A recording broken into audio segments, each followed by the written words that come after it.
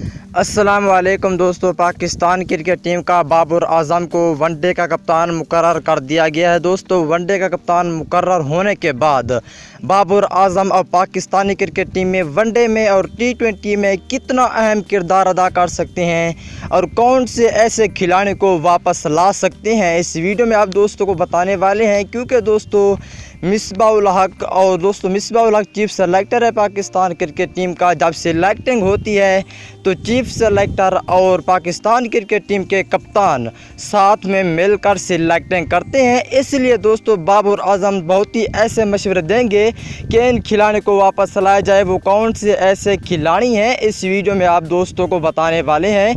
दोस्तों अगर आप चाहते हैं कि पाकिस्तान क्रिकेट टीम में और बहुत ही अच्छे और टैलेंटेड नौजवान खिलाड़ी पाकिस्तान टीम में शामिल हों तो इस वीडियो को जल्दी से लाइक कर दें। और दोस्तों क्रिकेट की तमाम तर न्यूज़ देखने के लिए चैनल को सब्सक्राइब करके साथ लगे बेल आइकन दबाकर ऑल पर क्लिक कर देना है। तो दोस्तों बगैर कि आपका कीमती वक्त जाए कि आपको तफसीलात से आगाह करते हैं। दोस्तों बाबर आजम पहले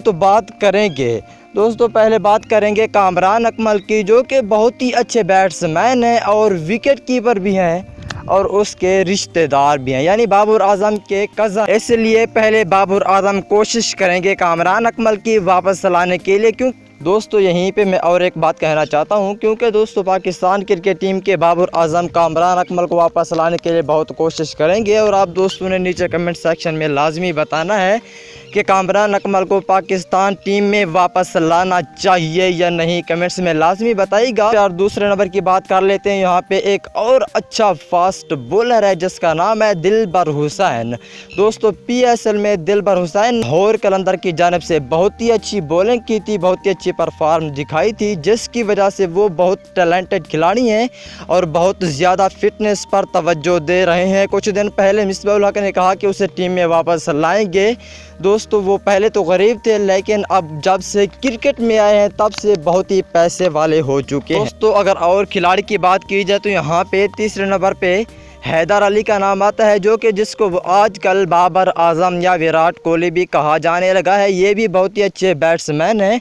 दोस्तों ये बाबर आजम से भी अच्छे खेल लेते हैं। जब इसे खेलते हुए आप देखेंगे तो ख़ुद भी कहेंगे कि बाबर आजम ये एक साथ टिक जाए तो हर टीम पे भारी पड़ सकते हैं। दोस्तों और चौथे नंबर की बात की जाए तो यहाँ पे शर्जील ख़ान का नाम आता है, जो कि शर्जील ख़ान तो पहले फिक्सिंग में मौजूद थे, लेकिन दोस्तों अब शर्जील ख़ान को भी वापस लाया जा सकता है। क्योंकि दोस्तों कराची किंग्स की जानिब से PSL में कराची किंग्स की जानिब से बाबर आजम और शर्जील ख़ान भी खेल चुके हैं ओपनर जोड़ी। ये ओपनर जोड़ी बहुत ही अच्छी रहेगी पाकिस्तान टीम में। आप दोस्तों ने नीचे कमेंट सेक्शन में लाजमी बताना है कि ये जोड़ी अच्छी रहेगी या नहीं। अगली वीडियो तक के लिए इजाज़त दीजिए। अल्लाह हाफ़िज़।